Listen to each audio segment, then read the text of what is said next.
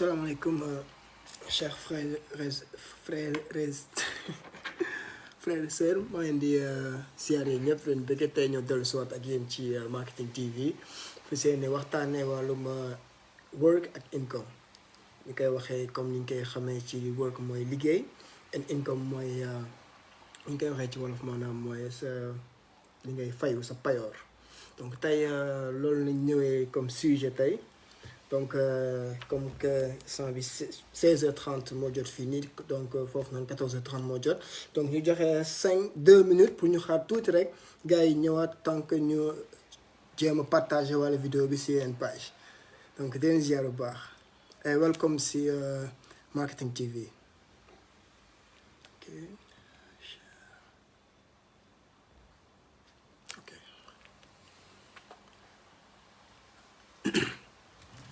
waaw kon ñu may gars yi benn 2 minutes que ñu gën a am ay participants.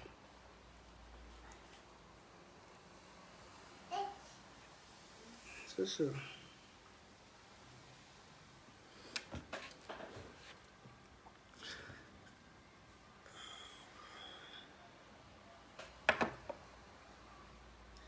live bi sax ñu ngi ko bëggoon def semaine passée mardi 11 mais yàlla def ñu amoon ay soxla yu sew yu ma waroon dox moo taxoon live bi mënu ma koon def semaine passée donc tey laa nar a def live bi tey ñu fas yéene waxtaanee lu am solo loo xamante ni bépp businessman war na ko xam mën ko muy wàllum business di wàllum liggéey ak wàllum am-am muy ñaar ñi am njëriñ ci wàllum business muy genre mel ne làmmiñ ak bëñ donc liggéey ak payoor ñoo bokk ñu mënu ñoo ànd kenn mënu leen teqale donc tey ci loolu lañ nar a ñëw ñu waxtaan si donc buñ nee liggéey donc balaa ñuy wax wàllum payoor dañuy commencer ci liggéey ba pare parce que lépp lu àdduna lépp loo gis balaa ngay fayu foog nga liggéey te liggéey mooy secret bi nga xamante ni moom mooy secret bi pour tekki daal donc képp ku bëgg tekki foog nga takk sa ndigg nga taxaw ci liggéey bi yaa xam loo mën a def yaa xam da ngay jaay yaa xam da ngay jaay jën yaa xam soble ngay jaay ak loo mënti def takk sa ndigg gëm li ngay def taxaw si donc liggéey ak si wàllum réalité tamit Sénégal si dëkk boo xamante ni ñëpp xam nañu économiquement problème ñëpp xam nañ ni mu demee donc ci selon réalité yooyu tey si lañuy aussi waxtaanee muy tamit lu am solo donc bu ñu nee liggéey ñi koy def waaw mooy ñi nga xamante ne ñooy salariés yi ñi nga xamante ne ñoo am contrat durée déterminée wala contrat durée indéterminée am na aussi freelancer am na aussi profession ñi nga xamante ni profession ci biir wàllu li si leen seen liggéey dañ ci am seen profession la maanaam ak li ma gën a tamit amal njëriñ muy entrepreneur yi nga xamante ni ñi nga xamante ni ñoom ñooy créer emploi ñuy bokk tamit ci ñi ngi gën a am solo ci ab réew donc fu may commencer mooy ci wàllum liggéey ci salarié yi donc parce que salarié yi aussi mooy ñi nga xamante ni ñoo am poste maanaam di liggéeyal état wala soit ñu am fu ñu jàpp di liggéey di fayu chaque fin du mois donc ñooñu dafa am mooy partie bi gën a am solo si réew muy am ñoo xamante ni ñu ngi percevoir chaque fin du mois xaalis ñooñu ñooy ñi nga xamante ni ñoom ñoo gën a fixé si réew mi par exemple seen leur life d'une part est assurée ñu ngi liggéey ci administration wala ñu ngi def leneen donc ñoom seen life assuré na que chaque fin du mois dañuy jot xaalis muy seen salaire ak ki nga xamante ni ak képp kuy liggéey donc képp kuy liggéey di fayu chaque fin du mois da nga nekk benn moteur bu am solo ci réew léegi naka la moteur boobu di jëriñee ci réew tamit économiquement mooy malheureusement Sénégal nekk nañ dëkk boo xamante ni tamit ñi nga xamante ni ñooy fayu di liggéey chaque fin du mois la majorité yi ci cas bi ci gën a ngande genre seen xaalis genre maanaam mën naa ni Sénégal lañ koy fayoo mais mën naa ni Europe la ñuy dundee par exemple booy jënd essence yaa ngi jënd total wala yaa ngi dépenser sa xaalis fi nga xamante ni xaalis bi dafay génn à l'extérieur donc du toog à l'intérieur te loolu muy di gën a li gën a mën a pénaliser ñi nga xamante ne entrepreneurs yi dund autour de toi donc loolu day nekk pénaliser sa dëkk pénaliser say entrepreneurs le fait que toi tu travailles et que yaa ngi jot chaque fin du mois xaalis et que nga nekk lu am njëriñ ci réew mi et puis malheureusement sa xaalis da nga koy dépenser ailleurs genre tu vis au Sénégal tu travailles au Sénégal on te paye au Sénégal mais tu dépenses ton argent en France malheureusement en France ça veut dire bon Total ngay jëndee sa essence Auchan ngay lekkee ki ci gën a ndaw tam ko am salaire mën naa ne par exemple maître école bi nga xam ne am na benn salaire u 100 000 wala 200 000 francs kooku tamit pël bi lay liggéeyal boutique pël Fuuta bi lay liggéey wala mu liggéey ak naaru mauritanien bi nga xamante ni moo koy lebal wala moom moo koy business chaque fi moom mooy xaar par exemple fin du mois lay jot léegi day naar bi da koy lebal ceeb chaque instant pour këram wala dépense léegi mu fay naar bi de ce fait xaalis boobu tamit malheureusement di génn di dem Mauritanie donc bu ñuy xalaat suñu income dëkk donc mën naa ni fekkee ci noonu la ñuy dundee genre 60% income bi day génn dëkk bi muy xaalis biy génn par exemple tey xaalis boobu tey su fekkoon day toog si ñun ñi nga xamante ne ñooy entrepreneur parce que entrepreneuriat dafa war a nekk foo xamante ni xaalis am na existence xaalis mi ngi fay exister donc fu xaalis exister foofu nga mën a liggéey maanaam xaalis genre suñu salariés yi tey ñun entrepreneurs yi ñoom ñooy suñu première mu koy wax ñoom ñooy suñu première kii moyen de départ ñoo parce que ñoom ñooy jot xaalis ñoom nan lay man entrepreneur bi ma ngi xalaat nan lay fexee ka ba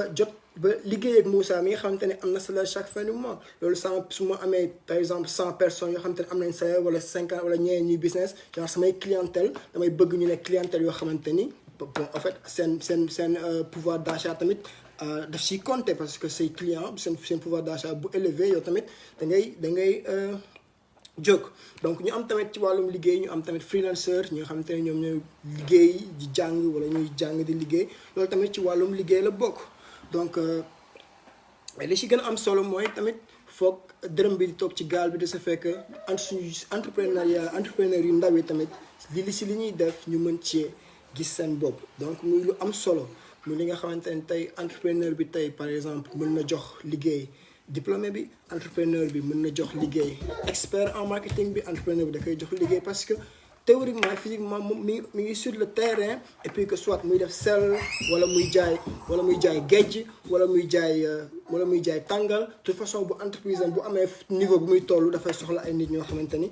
am nañu xam-xam là-dessus mooy waral que entrepreneur bi am na fu muy toll dafay embaucher diplômé bi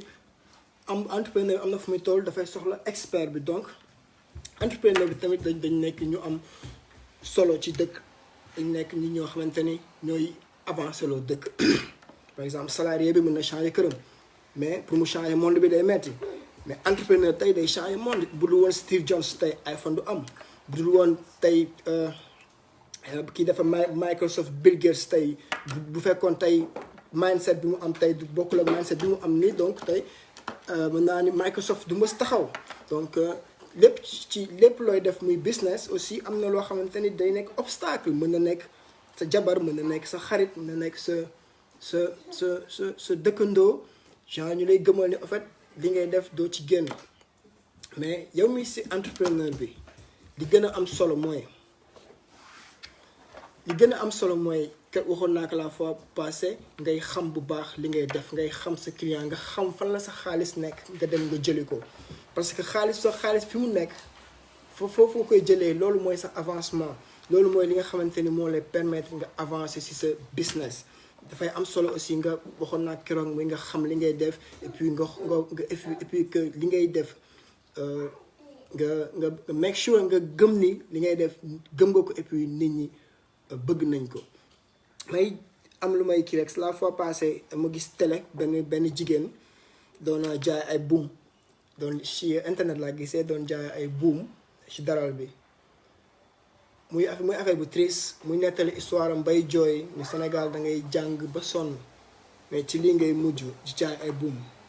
mu nekk lu triste mais ma xool ko ma am benn merte bu ma am envers elle mais en fait kenn ngi nii koo xamante ni mi ngi def loo xamante ni gëmu ko parce que non seulement buum boobu muy jaay peut-être buum baa ngi jóge Chine ki koy defar tey ban mérite nga ko ëpp kii toog di defar buum bi di ko ràbb ba tey nga mën a jaay buum bi ban mérite nga ko ëpp bay jooy parce que buum ngay jaay. Peut-être ki defar buum boobu pays dëkk bi mu dëkk moo gën a avancé sa dëkk 30 fois mais kooku su meloon ni yow am mindset bi nga am tey toog ne jaay buum du ay affaire am kon yow doo jot ci buum boobu ba ciy jaay kenn leen di jot ba ciy jëriñoo. Donc muy doon lu triste ay nit di def loo xamante ni dañ koy def par exemple pour xaalis wala gëmuñu ko nit ki mënoo avancer ci loo xamante ni gëmoo ko. tey jox nañu am na ko woo jox ko liggéey mais dans 5 ans boo ko joxaatee micro dafa naan la Sénégal dafa metti da ngay liggéey ba sonn doo am dara. Donc avancement wala millionnaire ak lu mu mënti doon mindset la ak gëm li ngay def. Par exemple tey un salarié tey pour mu nekk millionnaire pour un salarié nekk millionnaire il faudra que mu épargne 40% de son salaire chaque fin du mois dans 10 ans pour mën a jël xaalis boobu dans la globalité pour mën ko investir ci business boo xamante ni dafay jur business boo xamante ni daf koy leer ni dafay grow. Foofu la salarié bi di tekkee di nekkee millionnaire mais sinon le salarié il a 2% de chance pour nekk millionnaire. Par contre par rapport ak businessman bi mooy départ de zéro day départ de 0 à héros genre day commencer de 0 te man ñi commencé 0 sax ñaa gën a gëm seen dem que ñu commencé que ñu investir si ñoom. te ñuy investir ñoom parce que benn mentor mi ngi naan ma su ma demee ba nga may laaj pour ma investir si yow donc xam naa ne yow gëmoo li ngay def yow gëmoo sa bopp parce que gëmoo ni di nga tekki moo tax ngay déglu ndimbal. À part ñuy work am ñoo xamante ni tey dañuy toog di xaar ndimbal di nit fekk leen fa dimbali leen kenn mëntu la dimbali su lu yaay dimbali sa bopp parce que ak lépp loo mënti def bu ko def ndax ngistal. li ngay def bul tomber amoureux ci about business don't love successful bul bëgg successful parce que soo nekkee nit koo xamante par exemple da nga bëgg affaire de successful soo amee boutique commencé am bénéfice il faut nga wane que yow yaa ngi commencé avancer. Il faut nga jéem a jënd oto boo xamante ni du sa xajul sa poche il faut nga jéem a jënd kër goo xamante ni sa business aatanu ko boo demee màggal yow yaa bëgg bokk ci ñi nga xamante ni ñoom ñooy jox sëriñ bi li gën a mag. wala booy ngénte tey da ngay rey ay nag ak i xar yoo xamante ni mënoon na see ñàkk donc loolu moo tax mu ne dëkk boo xamante ni pour nga avancer day métti parce que caprice yi ñoo bëree nit ki am na ñoo xam businessman yoo xam duñ nekk millionnaire mais dañ nekk businessman mais dañ koy def ndax ngistal wala dañ koy def ndax dañ bëgg successful dañ ko bëgg dañuy bénéfice bu ñu am vite fait dañuy jënd oto wala ñu jënd loo xamante ni dafay wane seen am-am. loolu sa am dafa am fu muy yem te du ko mës dépasser parce que en tant que yaa ngi am loolu noonu yaa ngi koy def ci li sa say soxla mais par exemple boo ni woon tey man de sama boutique tey ni ngi liggéey xaalis xaaral ma jéem a investir si restauration xaaral ma jéem a investir si lii xaaral ma jéem loolu moo lay jox freedom si sa financial freedom loolu américain mi xam ko financial freedom nga am dem ba am freedom si sa liggéey dem ba sa par exemple tey mën naa ne tey benn salarié par exemple muy liggéey tey salarié bi liggéey 7 jours comme exemple bi ma sama rakk bu góor bi joxoon rek mu ne ma imagine toi tey amoo dara quoi yaa ngi business mais foog nga jàpp ci dara par exemple nga am liggéey bi di la rapporter dara nga jéem a épargner nga investir si lu sew c'est encore nga investir ngay liggéey 5 jours samedi et dimanche ngay def sa propre job muy dem ba ngay liggéey ba jeudi buy dem jeudi léegi di am 3 jours sa liggéeyu bopp muy dem ba ngay am 4 jours sa liggéeyu bopp di am 3 jours sa liggéey normal da ngay feccali fii da ngay fàcc fii di feccali fii ba dem ba sa temps bi yëpp nga consacré ko ci sa liggéeyu bopp mu dem ba yow ci sa liggéeyu bopp li nga ciy am dafay dépasser sa salaire loolu dina permettre tey nga génn ci administration bi nga commencé di liggéey sa business di nga permettre aussi ñi nekk sa ginnaaw aussi mën a ñëw liggéey am poste pardon ma lire merci ñoo ko bokk donc pour salarié bi pour mu nekk millionnaire il faut mu salaire am il faut mu mën a épargner 40% chaque fin du mois dans 10 ans mën ko jox une somme boo xam ne mën na ci investir dara pour mën a au moins am business boo xam ne dafay dépasser salaire am de ce fait que au moins dina mën a free dina mën a bàyyi liggéeyam gérer liggéey boo xam te loolu mooy avancer loo dëkk. On a besoin des millionnaires au Sénégal ay millionnaires soxlawuñu koo xamante par exemple tey donnons le cas comme El Hadj Diouf xëy na mi ngi football loolu football la liggéey loolu ba tey ci liggéey ci wàllum liggéey la donc moom profession am football la soi-disant El Hadj Diouf gagné na 1 milliard ci football mais El Hadj Diouf bàyyi na football amatul benn income buy ñëw ci compte bancaire am bu xam te ne mu ngi jógee ci football donc El Hadj Diouf xaalisam bi mu gagné woon daf ciy dépensé bu fekkee daf ci lekk 4000 euros par fin du mois dans 35 ans El Hadj Diouf dootul amati xaalis su fekkee investir wu ci leneen. par contre businessman bi commencé di investir si dara dans 35 ans daf koy fekk tam moom mu taxaw donc ay millionnaire donc du question du billet de banque du billet de banque moo lay def lu millionnaire mais sa imagination ak sa nit ki nga doon ak sa bëgg-bëgg ak dream big just xoolal essayer avance parce que ak loo mënti créer tamit ay nit ñoo ciy liggéey di suturaal seen ay njaboot te loolu tamit muy am lu am solo. tey boo dee woon bàyyi ko fi kenn du la fàtte bi laa yow ne dina na entreprise bi kat diw moo ko fi defoon te tey jusqu'à maintenant ay 1000 personnes ñu fi liggéey parce que man li ma gëm tey entreprise bi gën a ngande ci entreprise yi gën a ngande ci Europe bii nii c'est des entreprises familiales ay nit ñoo ko moom gisuma état moom ko entreprise bi gën a ngande bi dafa fromage ci Netherlands Rotterdam fii nii benn nit moo ko moom benn famille moo ko moom donc kooku dafa leen leer nit benn kaas la ci benn kaas mooy fromage ci Dutch kaas mooy fromage ci Dutch donc ñoom dalay leer nit ñi ci ñaari nag lañu commencé ñetti nag ci liitaru meew ba ci citerne meew donc life step by step la ki nga xamante ne moom mooy business di produit di màgg ak ki nga xamante ne dafa am xaalis ba pare te xaalis ñëwaatul moom muy dund ci xaalis boobu donc kii day dellu ginnaaw am na xaalis mais day dellu ginnaaw mais kii nii moom mi ngi ci yoon pour build xaalis kooku mooy avancé par contre que kii am na xaalis ba pare mais day dellu ginnaaw de ce fait loolu mooy tax tey par exemple gis nit ku toog table bàyyi 20 ans après sa salaire mënula sax mënoo si def li nga xamante ni sax moom nga bëgg mais à la fin boo amee opportunité tamit da damm def sa poche mais da ngay damm def sa poche loolu moo tax Sénégal tey ñu am ci problème yu bëre donc ba tey tamit may wax ci wàllum entrepreneuriat parce que man dama gëm entrepreneuriat nii dafa bokk ci li nga xam moyen yoo xamante ni dafay développer réew parce que du ma toog nit da ngay gis Sénégal yi dafa am fit da ngay gis nit toog ba Sénégal ni la Europe amul liggéey ma xool ko ma déglu xool commentaire bi rek ma ne voilà ces genre de gens yoo xamante ni duñ jëw réew fenn parce que jamono ji ñu toll nii en 2020 liggéey dañ koy créer parce que su fekkee da nga toog rek naan liggéey amul duma liggéey donc nii ngay def te bu ñëpp defoon ni yow donc tey kenn du suturlu donc liggéey bu amul da ngay am aussi courage créer ko su fekkee genre yaa ngi xalaat comme un entrepreneur wala bu ragal parce que ñi nga xamante ni ñoo dul daanu bëriwuñu donc ñi bëree ñooy daanu bu ragal daanu bu ragal fail you fail because you have trying if you never try you will never be falling so don't bul ragal li ngay def bul ko ragal just amal gëm-gëm si li ngay def ak loo mënti ak parce que bëgg affaire bi ak nekk ci affaire bi c'est différent tey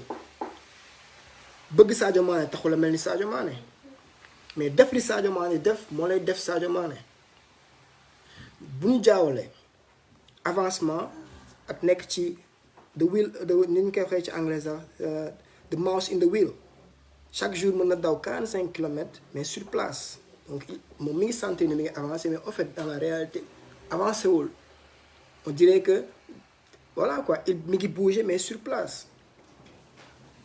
donc foog ñu jéem a avancer suñu àdduna te lépp en plus bu ñu gënee avancer rek suñu ginnaaw tamit ñoom tam dañ leen di jox kii tamit genre doole pour tamit bëgg tekki parce que Sénégal nekk dëkk boo xamante ni tey ñëpp dañ naan amuñu jaar ku yeewu suba ne la man de awma dëkk bi de baaxul boobu mindset boobu la ñu am kenn mënul taxaw am fi taxaw ni man am naa xaalis maa ngi ay millions maintenant toujours dëkk bi baaxul dëkk bi doxul de dëkk bi de amul dara dëkk bi amul liggéey wala dëkk bi doxul dëkk amul tànk bay dox man bu ma juddoo ba léegi mosuma gis dëkk bu yenu tànkam di dox donc ay nit ñoom ñoo exploité li nga xamante ni moom la ñu am seen biir dëkk pour que dëkk bi jur meññ pour que dëkk bi dem mais su fekkee suñu ay propre intellectuel ñi nga xam ñoom ñooy jël suñu alal de di ko yóbbu ba yeneen dëkk dañu war a réviser waat yooyu yëpp ñu xam ne dërëm bi tànk bu toogee ci gaal gi rek donc dina baax si bu tey si on bu ñu fexee parce que loolu yëpp dafa arranger businessman bi que sénégalais bi di consommer Sénégal parce que dafay arranger business dafay tax businessman bi di mën di xam li sénégalais yi bëgg en fait di xam li sénégalais bëgg parce que day xam ne Sénégal bi carrément voilà il est prêt à dépenser tout son argent au Sénégal mais pas ci beneen réew donc loolu tamit day permettre tamit nit ñi tamit ñu ñeme def li ñuy def mais su fekkee sénégalais bi nga xamante ne mooy businessman moom mooy mujj ci ñi ngay fay donc moom pour mu jaay produit am il faut mu lebal la ko il faut mu ñëw lebal la produit am pour mën koo jaay léegi yow booy dem di jëndi orange crédit orange du la lebal da nga koy fay cash donc par rapport donc businessman sénégalais bi du dem aussi orange rek mooy dem donc dañu xool bu baax xam ne sa intérêt yow mooy sa intérêt rak mooy sa intérêt mag mooy sa intérêt famille donc dëkk tey il faut ñu soppi façon xalaat yi bu ñu def suñu bopp ni dëkk bi dafa war a wow chaque jour wala dëkk bi dafa war a dee chaque jour yow en fait nit ki ci boppam mooy dee pas dëkk bi deewul sa mind mooy dee sa xel mooy dee parce que yow yaay liggéey xaalis tu te demandes comment je vais faire pour nan laay def pour liggéey plus d'argent parce que da nga soxla xaalis pour avancer da nga soxla xaalis pour investir sa bopp da nga soxla xaalis pour yow mi commencé ci baana di jaay soble wala ngay jaay dëw da nga soxla xaalis pour ëllëg nga am entreprise boo xamante ne da ngay embaucher ay nit ñoo xamante ni voilà tu demandes des bac plus 5 même si t'as même su fekkee amoo diplôme yu entrepreneur bi mais sa propre business tu demandes des personnes qui ont le niveau pour t'aider dans ton business donc aussi c'est très important que ñu bëgg li ñuy def et puis que suñu ay frères tam jàppale ñu ci li ñuy def que man kat maa ngi liggéey di fay 300 000 ci état bi gis naa sama rakk buy jaay fee pain thon wala buy jaay fee pain ndambe gis naa maire bi la xaaral ma jéem a def sama xaalis ci maire bi su may jënd ceeb xaaral ma jënd ceeb bi nga xamante ne c'est produit au Sénégal ceeb bi nga xamante ne Sénégal lañ ko defee de ce fait que entrepreneur biy defar ceeb boobu noonu mën na tamit avancer parce que bu ñu jaawale produit de consommation ak produit de semence li ñuy ji ak li ñuy consommer foog ñu mën koo ràññee parce que li ngay ji bu gënee baax li ngay consommer da ngay avancer par exemple li gën a baax da nga koy plonger waat ci sa business li gën a bon nga consommer ko donc baykat yi xam nañ loolu produit de consommation ak produit de semence c'est dafa am solo te businessman bu nekk war ngay xam technique yooyu noonu dama lay wax genre su may live bi dama lay wax exactement genre li ngay war def pour am xaalis parce que man je suis pas amoureux bu ñu koy wax te love ma successful dama bëgg man sama bopp je veux être successful dans ma vie te lépp loo bëgg mu jaaxal la lépp lu ki la da ngay gis koo xamante ni dalay wax ci football loo xamante ni Messi xam ko ci football teewul gañewul 1 franc ci football gis koo xamante ni tey moo la gën a xam làmb lu mu la wax ci làmb am na mais mosul takk ngembam donc kii takk ngembam kooku mooy fayu ci làmb ji c'est pas parce que tu en sais quelque chose wala nga loolu da ngay il faut nga takk seen digg que tu sois sur le terrain et que nga taxaw pour nga xam sa point de départ et que ni man fin mooy sama destination et que loolu noonu day dafay boo avancé rek lu bëri dina avancer réew te boo avancé di nga mën a changer lu bëri sa réew entrepreneuriat lu am solo la si réew et puis ku mën dooleel na ko dooleel aw ma benn xam-xam aw ma xam-xam bu bëree ci wàllum entrepreneuriat bi ma commencé nekk entrepreneur yàggul dans 2 ans mais aussi damay déglu ay nit mais aussi damay dund fa xam te ni peut-être beneen façon de dundin la peut-être am na expérience boo mën a jàng am na expérience boo mën a gis ak say bët am na loo mën ngay gis nit ñoo xamante ne ñuy tekk ci lu ñàkk fayda nga koy gis say bët c'est parce que dërëm bi génnul gaal bi tey soo demoon tey da ngay ànd ak hollandais dama lay jox exemple damay ànd ak hollandais ci benn restaurant ñu ni par exemple beñe bi waa Germany ñoo ko defar waa Germany beñe bi waa Hollande ñoo ko defar beñe bi waa France ñoo ko defar beñe bi waa Sénégal ñoo ko defar hollandais bi ni man jox ma beñe bi waa hollandais defar moom boobu laay lekk même bu beñe bi France bi bu dàqee beñe hollandais bi moom beñe hollandais bi lay lekk parce que beñe boobu noonu dëkkam la jógee donc si yooyu ngay jàngee xam ne ñii kat dañoo bëgg seen réew avancé pourquoi ils consomment li nga xamante ni seen dëkk lañ ko defaree muy lu am solo muy loo xamante ni dafay jàppale entrepreneur yi nga xamante ni ñoo nekk ci biir Sénégal et puis ñoom ñooy hustler di fight pour au moins jëm la offrir dara jëm la offrir benn service yow mi nga xamante ni yaay fayu chaque fin du mois yow mi nga xamante ni yaay fayu chaque fin du mois da nga gën a sax placé wu pour avancer parce que au moins yow am nga si loo jàpp.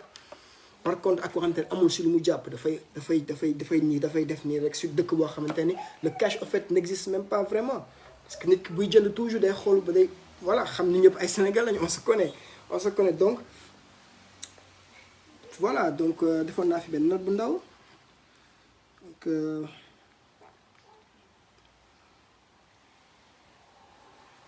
donc affaire bi amul secret amul ay baguette magique amul ay mot magique amul affaire bi liggéey la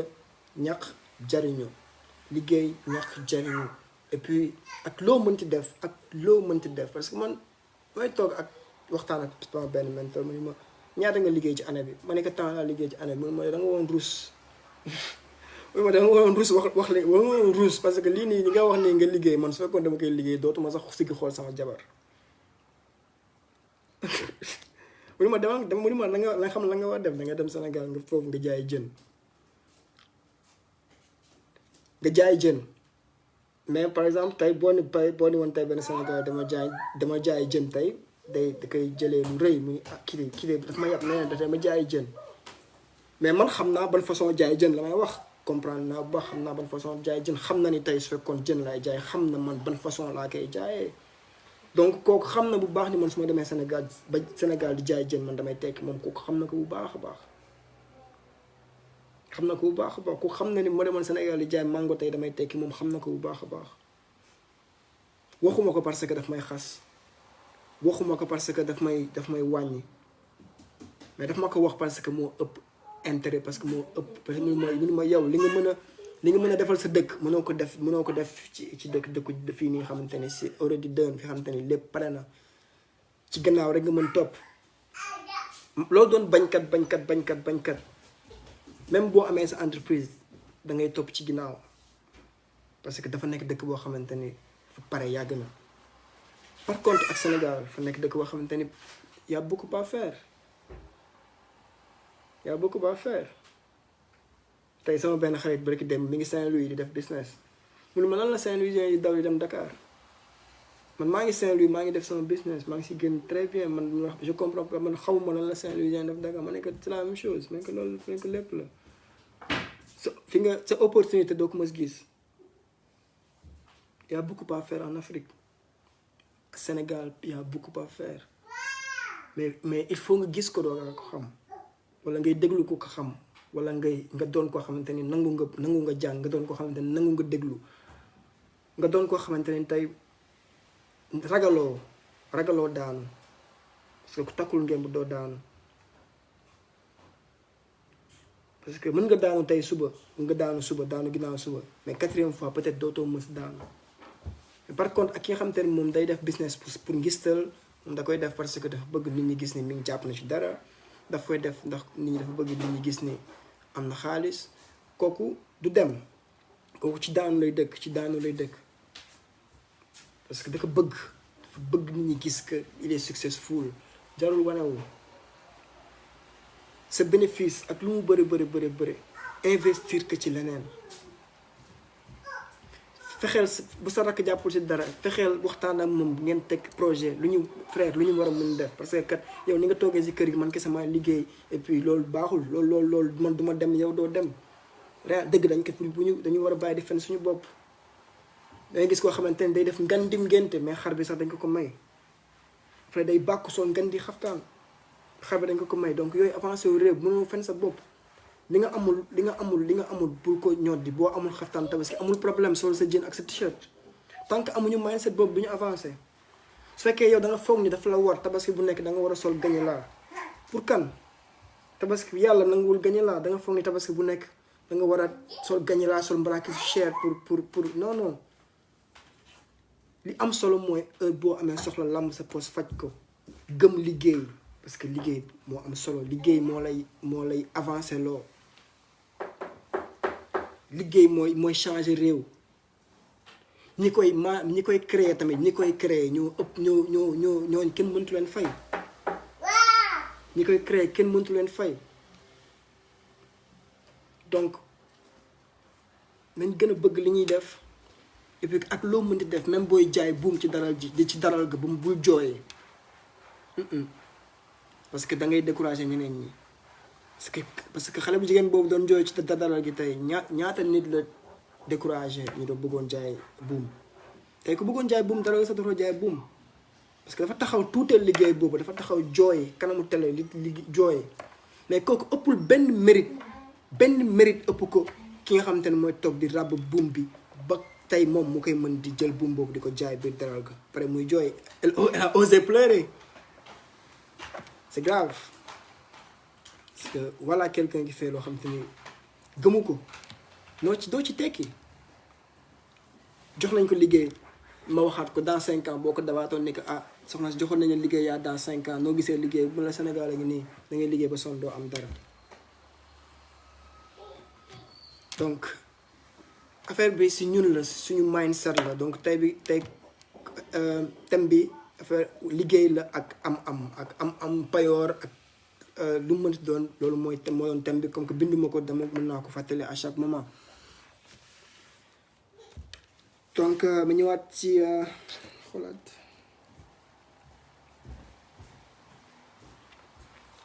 donc nit boo bëggee loo xamante ni mosoo ko am foog nga def loo mës ta def lu baax nag laay wax c'est simple loo réyal doo ko mën comme ni ñu réyalee français bi rek doo ko mës làkk parce que danga ko gis mu rëy pour yow c'est compliqué doo ko mës def doo ko mës a làkk tu l'aimes très bien bëgg nga ko mais doo ko làkk parce que daf la yéem fu ñu ko teg moo kawe bu la dara yéem un vrai businessman dara du ko yéem du dellu ginnaaw ci dara loo ko wax mun la wax acca nañ ci dem mais tamit xalaat bu baax xam bu baax fooy def sa xaalis mook doom ñoo yem kenn du ko jënd danga koy xaalis mook doom ñoo yem danga koy am di ko yar muy màgg doo ko jënd doom kenn mën ko jënd donc xaalis mën nga somehow am nga noo mën jëndee xaalis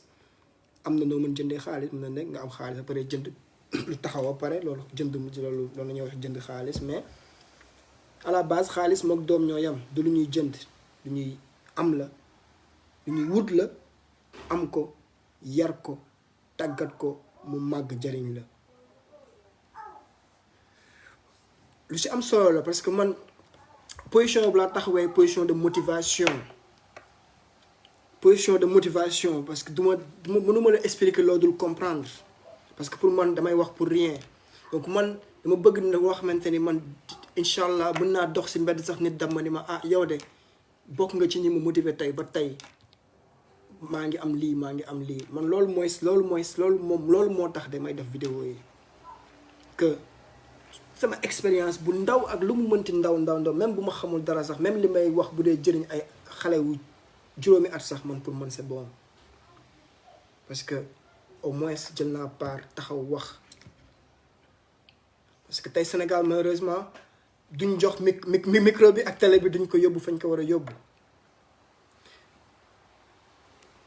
il faut ñuy teg ñi war a teg télé ñi ñu war a teg ci kanamu télé yi pour motiver jeune pour motiver population bi parce que motivation dafa am solo nit ki foog mu am motivation langage sax day motiver nit américain bi suy wax day taxaw day imposer boppam beneen façon de caractère la am par rapport ak français bi moo tax tey genre États-Unis mooy dream country malgré même bu dee affaire de style styliste France la juddoo mais tey Amérique la ëppee doole si même marque yooyu ñoo transféré dem tey États-Unis donc foog ñu xam nu ñuy motiver suñu population dafa am solo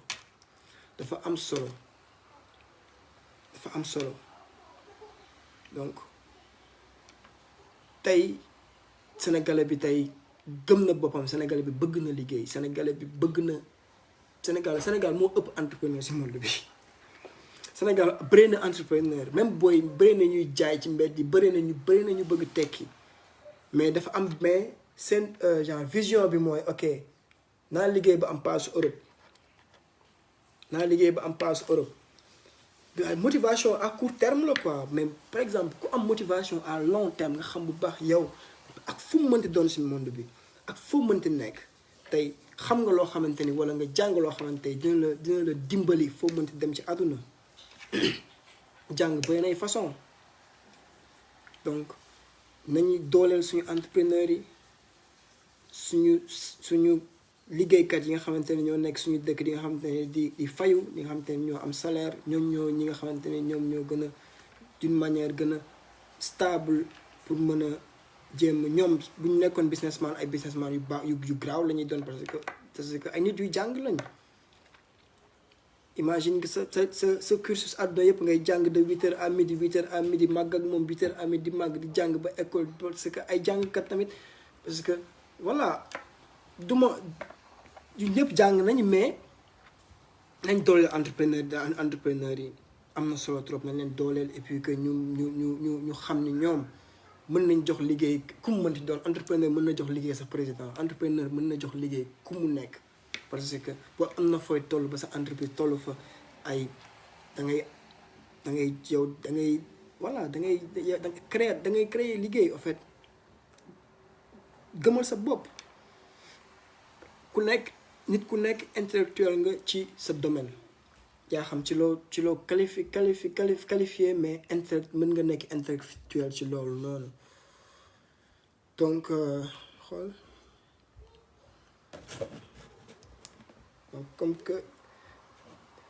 donc mën nga nekk intellectuel ci loolu donc c'est facile bu ñu gis xaalis bi nañ xalaat bu baax xool bu baax fi ñuy dugal suñu xaalis parce que à la fin pour man moo am solo man dama bëgg tey sama jeunesse Sénégal tey au moins jeunes yi bañ a toog bañ a gis opportunité yi bañ a toog rek ne liggéey amul non bëgguma jeunesse boobu noonu dama bëgg jeune boo xamante ni tey da ngay yeew même boo amul liggéey ci la créer liggéey boobu ñooñu war nañ leen respecter war nañ leen gëmal ni kat li ñuy def tey am na njëriñ parce que tey état am na ci wàll bu am solo muy wàllum publicité bi tey RTS tey par exemple tey état moo ko moom mais RTS moo na nekk benn moyen de communication boo xamante ne état daf koy utiliser di wane menuisier yi di gëmal population bi que menuisier bi ça veut pas dire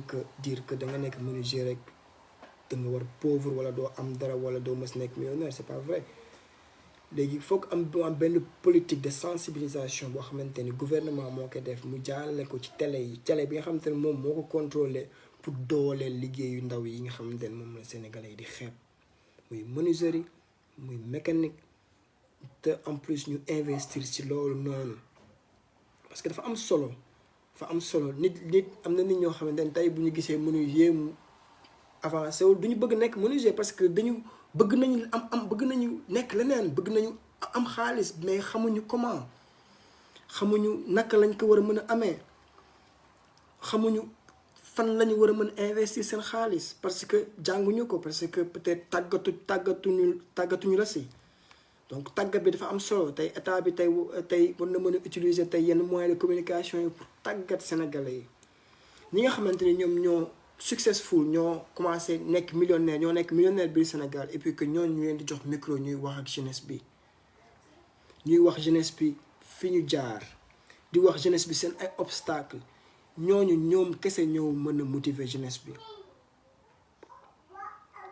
donc état da ci am njëriñ pour suñu jeunesse bii nii yi nga xamante ne ñëpp gis nañ ñëpp gis nañ li nga xamante ne mooy nekk ci télé sénégalais yi ñëpp gis nañ façon émission yi am télé sénégalais yi muy benn marketing boo xamante ni bu ñuy def ñoom boo xamante ni poison la envers suñu jeunesse. Ben marketing la parce que da ngay am sa émission am say publicité da ngay xool ki nga xamante ni moom la dëkk bi di gën a déglu moom ay wax daf lay wax nga teg ko sa kanamu télé muy wax lu ko neex et puis nga am say promotion wala lekk sa xaalis. mais am na benn part de population boo xamante ne ñu ngi leen di pourrir jàngalu leen dara émission yi télé yi cultivé wul. On t'apprend qu'à danser, pincer tous vos koras et frapper les balafons la ñëpp tëbandoo. Donc hymne national sax dafay motiver hymne national am na nu muy ñu koy composé dafa war a motiver nit ki boo déggee sa hymne national nga mel ni gaynde parce que la nga cay dégg ak la nga cay wax comme gaynde bu ñuy jat wala comme buur ya bu njëkk bu leen daan tagg am yëg-yëg bu ñuy am yëg-yëg si ñoom yëg seen bopp. Donc hymne national loolu la am yëg-yëg bi muy def si yow dafa doon loo xamante ni ñëpp a ko war a mën ñëpp a ko war a comprendre doon loo xamante ni muy nekk benn moyen clé de motivation boo xamante ni boo ko déggee sa yaram day taxaw da ngay mel ni dootoo nit. donc yooyu mooy motiver dëkk bay xool ba ci football dëkk bi la gën a gëm boppam gën la sentir boppam mooy jël coupe bi da ngay gis sénégalais bu taxaw télé hymne national muy yënga yey si ñoom Hollywood ñoom ci kanam télé bi ñu wane naar bi hymne national mu taxaw taxaw nga xam ne ki carrément am na lu mu yëg si yaramam. donc ñaar ñooñu visiblement da nga xam ni voilà le vainqueur parce que moo ko gën a gëm donc foog ñu bàyyi di xam rek moo ko ci anglais mu stop lying ourselves mooy li nga xamante ni moo ñuy ñëkk daaneel fenn sa bopp ngeen baal ma mooy li nga xamante ni mooy poison bi gën a bon ci entrepreneur bi ak ñi nga xamante ni ñoom ñooy liggéeyee ci dëkk bi ba pare am benn income boo xamante ni tey mën nañ ko partager entre seen ay frères mais ils préfèrent dépenser que beneen dëkk di ñu aussi loolu tamit dañu pénaliser. donc entrepreneur bi tey pour mu évoluer foog mu évoluer foo xamante ni xaalis am na fa foog mu évoluer foo xamante ni y a l'existence de l'argent parce que xaalis boobu moom à la fin moom mooy xelu business bi. et puis yow nga fexe yëpp sa bopp sa propre personne nekk ci biir business bi nekk le moyen nekk ci biir business bi nga def sa bopp yow sax business bi gëm li ngay def rek gëm li ngay def mooy secret bi yàlla bay sa tool loolu ñëpp dégg nañ ko ba ngay nekk xale ba léegi nga naan la yàlla bay sa tool. merci beaucoup frère donc yàlla bay sa tool yàlla du la jox xel jox la ñaari bët ñaari tur baxu bakkan nga mën a nooy mais mu jox la benn gémmiñ ça veut dire que ngay wax tuuti di jëf lu bëri te déglu li ngay déglu di xool ak li ëpp que li ngay wax. man pour man loolu moo tax ñu am ñaari bët am ñaari nopp am benn gémmiñ mais bu heure wax jotee nag ku nekk mën na wax mais fexeel ba di jëmmal di jëf parce que jëf ji moo am solo nga bëgg ko amul solo toog di ci wax fii ba suba taxu la ci tekki toog di ci jaay xam-xam ba suba taxu la ci tekki sur le terrain moo tax man dama taxaw ak nit ñi nga xamante ñoo nekk sur le terrain. ñooñu ñooy nekk sur le terrain ñoom ñooy réalisateurs yi ñoom man pour man ñoom la pour man mi toog sama ginnaaw ordinateur cak ñoom suñu ma joxul liggéey duma liggéey exemple. donc nañ gëm li ñuy def xool lu baax fi ñuy def suñu xaalis balaa ngay jënd kër sax fexeel ba balaa ngay jënd kër takkal jabar loué. ndax boo loué ñu jot a tabax kër sax ñoom daañu mën a am dara bul dem rek jënd terrain di ko jéem tabax dama nga loué nga liggéey boo ko attanee ba nga bu fii nekk sa doom di am 10 ans boo réalisé dara mën nga tabax sa propre kër. donc am na jël xaalis somme yu bëri di ko def ci yenn business yoo xamante ni du jur tamit xaalis foog muy jur xaalis mel ni ginaar gu jigéen gu dul nen mieux vaut nga yaasa ko parce que boo amee ginaar bu lay nenal chaque matin ngay ndékki à la fin mën nga ne ah kii xaaral bàyyi ko mu may nelaw may ndekki mais bu nenul benn jour nga koy yaasa parce que lu lay jox revenu chaque jour bu la ko joxatul mën nga ko utiliser si benn jour donc fexeel ba sa xaalis di grow xaalis mook doom ñooy am kenn du ko jënd dañ koy wut am ko yar ko mu màgg jëriñ la waxuma sax màgg jëriñ la si benn façon yàlla bu ñu suñu doom jëriñ yàlla nañu suñu doom jëriñoo mais exemple la loo doonu taalibeem mënoo doon sëriñam loolu wolof yee koy wax donc bëri na ay proverbe wolof yu may utiliser di ko sax traduire en anglais di ko wax fii te gars yi dañuy impressionné wu naan waaw li nga wax si keroog si kii dafa am solo pourtant damay jël seulement wolof rek laay jël tekki ko en anglais loo doon taalibeem doo doon sëriñam day dalay mën na jaaxal tubaab yu bëri mais pour yow en tant que wolof bi ce n'est rien mais dafa nekk ay phrases yu am sens dafa nekk ay phrases yu lourd yu diis donc ñi nga xamante ne ñoo am chance su nekk millionnaire milliardaire ëllëg ñi nga xam ne ñoo am chance tey créer des emplois ëllëg fexe ba créer ay tabax ay building fexe ñoom ñooy entrepreneurs c'est les entrepreneurs. Un salarié peut changer sa maison mais ne pas changer le monde. Un businessman peut changer le monde. Steve Jobs a changé le monde. Il a créé iPhone. Donc businessman yi ñooy changer monde bi donc yow mi businessman fexeel xam sa objectif fexeel xam fi nga jëm bul ni duma daanu bul ragal daanu li bon mooy ngay jaay loo xamante ni nit ñi par exemple bëgguñu ko par exemple ngay jaay loo xam nit bëggu ko nga dem ngay jaay loo xamante ni 15 ans nit boo ko fekkee si bul bi sax mu nga pënd donc ñu fexe récupérer le marché au Sénégal parce que l'argent sort mon frère l'argent sort comme ça ñu fexe récupérer le marché au Sénégal bu ñu bàyyi beneen nationalité ñu du question racisme mais maa gën a sama bopp ça veut pas dire bañ naa la xaw ma nañu xool suñu intérêt ba pare balaay Guinéen bi ñëw di am boutique sama koñ man ma fexe ba def fa boutique du question man ni tubaab bi di xalaatee laay waxee ni tubaab bi di xalaat ñun suñu mbaax moo ñu toroxal mais ni xalaat ni tubaab bi di xalaatee laay xalaatee balaay keneen di ñëw di def lii moom pourquoi du ko def si koñam ba pare question dara parce que boobaa xaalis bi nga xamante ne moom la ñuy dépenser si moom sax dina si sax mën a investir si koñ bi defar benn terrain football pour xale yi mais keneen ku jóge beneen dëkk xaalis bi da koy yóbbu dëkkam mais su ma ko defee sama koñ nit ñi di jënd ma ne ba santi sama bopp avancé mën naa defar terrain nit ñi di football donc sa dëkk li nga fa mën def ak dëkku jàmbur yamul sa dëkk nga gën a effectivement sa dëkk nga gën a bëgg donc sa dëkk war nga ko mën protéger aussi financièrement nga protéger sa dëkk financièrement nga protéger sa dëkk nga ni Sénégal sama dëkk la si je consomme Sénégal parce que xaalis bi tamit toog ci dëkk bi ñeneen ñi mën ci gis seen bopp ba keroog tamit mais bul jël sa xaalis rek di ko génne dëkk bi. Merci beaucoup frère donc foog ñu xam ni bañ a fen suñu bopp da ngay dund ci sa niveau xam bu baax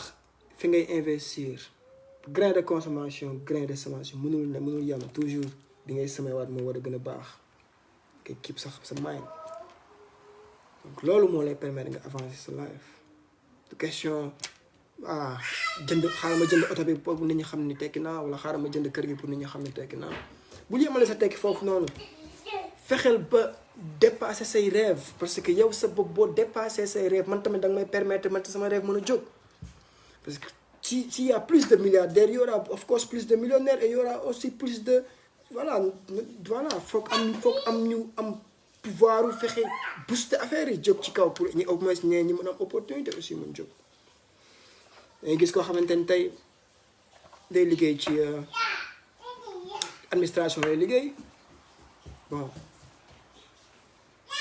jël na xaalis su bëri ci administration par exemple jënd si ngandim kër jënd ay oto jënd ay xaalis boobu nga xamante ne tey par exemple bu arrêté liggéey ci administration bi dootul am benn possibilité amaat part ci xaalis boobu noonu donc kooku noonu dafay mujj di ci niveau de vie bi mu yóbbu boppam dafay mujj di utiliser xaalis bi nga xamante ne tey ñëwatul ci comptam amatul dara amatul lu toll noonu mais day consommer donc kooku day sombrer boppam dans la pauvreté malgré tout il a des billets de banque mais il a pas d'idée pour multiplier xaalis bi mel ni am doom pare mënoo ko yar donc foog s'agit pas de billet de banque billet de banque kese la mais naka ngay fexe ba billet de banque bi multiplier wu naka ngay fexe ba avancer mais c'est facile naka ngay fexe ba avancer dëkk bi du dox yow yaay doxal dëkk bi du mës dox dëkk amul tànk mais da ngay utiliser opportunité yi dëkk bi jox nga fexe élargir dëkk bi. Pourquoi pas changer la façon dont on vend les poissons au Sénégal la moo tax du ñu changer façon bi ñuy jaayee géej jox ko plus de valeur la moo tax du ñu changer façon bi ñuy jaayee xar au Sénégal jox ko plus de valeur la moo tax du ñu changer façon bi ñuy jaay boutique yi du ñu changer parce que loolu tax du ñu changer pourquoi du ñu évoluer la moo tax bëgguñu évoluer la moo tax bëgguñu évolution la moo tax bëgg ko liggéey boutique 15 ans mais war nga am supermarché normalement su fekkee liggéey nga ci yoon bi mu gën a waree parce que avancement bi lañ soxla avancement bi di permettre sam suñu économie di jóg parce que à la fin parce que moo si am solo aussi am na si solo que donc tey waxtaan bi loolu la woon am naa bëgg naa waxtaan matal 1 heure yi donc amaan naa beneen 10 minutes donc presque tey fekkee ci wàllum liggéey la am na solo ñi gën a am solo ci liggéey bi ñi si dëkk bi mooy ñi nga xam te ne ñooy jot sa salaire chaque mois ñooñu mooy ñi nga xam te ne ñoom ñooy suñu proie ñun ñi nga xam te ne ñun ñooy businessman yi ñun ñooy war a tàggat fexe nu ñuy amee xaalis si ñoom fan la sama xaalis nekk fan laa war a jëlee sama xaalis sama moom la bu koy jëlee ji noo koy jëlee noo koy récupérer lan ngay offrir lan ngay créer lan ngay def pour récupérer xaalis boobu pour mu doon sa xaalis et puis boo ko amee naka nga koy multiplier ba pare boo ko wutee ba am ko après léegi nga xool naka nga koy multiplier parce que boo wutee doom ba am doom après nga xool noo ko yaree liñ ciy perte ak liñ ciy gagné ak bu màgg donc noonu la bul am benn business par exemple tey ñu bëri dañu am benn business par exemple ngay jaay karo di am chaque fin du mois revenu 2 millions CFA nga yemale sa bopp nga ne sant yàlla baax na mais mënoon nga essayer tamit dugal sa loxo feneen xool foofu noonu ba xam tante xool lii def lii et puis ñeen tamit di si jëriñu et puis mu nekk cycle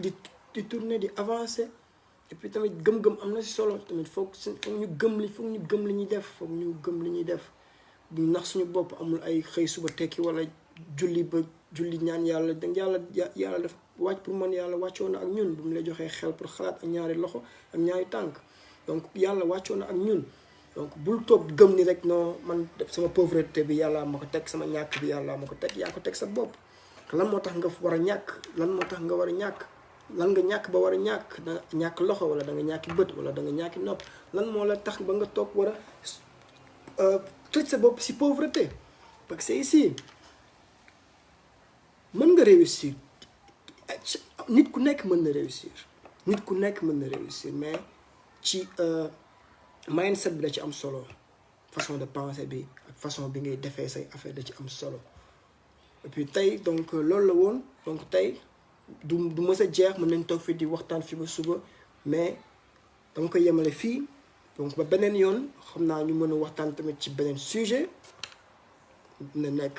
comment faire de l'argent yàlla xam donc tey ma yemale sujet bi fii donc muy sujet yu am solo fexeel ba tout le temps ngay am dara muy dara di dugg sa dund ngay di am dara genre loolu mooy permettre nga am freedom si sa xaalis naan passive income bul toog rek ni man maa ngi xaatu am liggéey da ngay am liggéey ba pare par exemple ngay liggéey 5 jours am sa business 2 jours dem bay ngay liggéey 4 jours am business 3 jours dem bay ngay liggéey 3 jours am business sa propre business 4 jours dem bay ngay liggéey 2 jours am sa propre business 5 jours dem ba ngay liggéey benn fan am sa propre business 6 jours dem ba ngay liggéey dem ba dootoo liggéey nga consacrer sa bopp ci sa propre business mu dem ba li ngay am ci sa business dépasser 2 fois wala 3 fois li nga waroon am soo doon liggéey par exemple ci administration loolu dina tax tamit sa yeneen rakk yi mën a tamit ñëw placé wu am chance tamit pour am salaire comme yow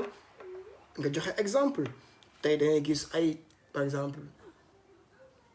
l'éducation Sénégal ñu bëri dañuy grève professeurs yu bëri dañuy grève imagine tey ça fait 20 ans ñu ngi grève mais lan moo tax tey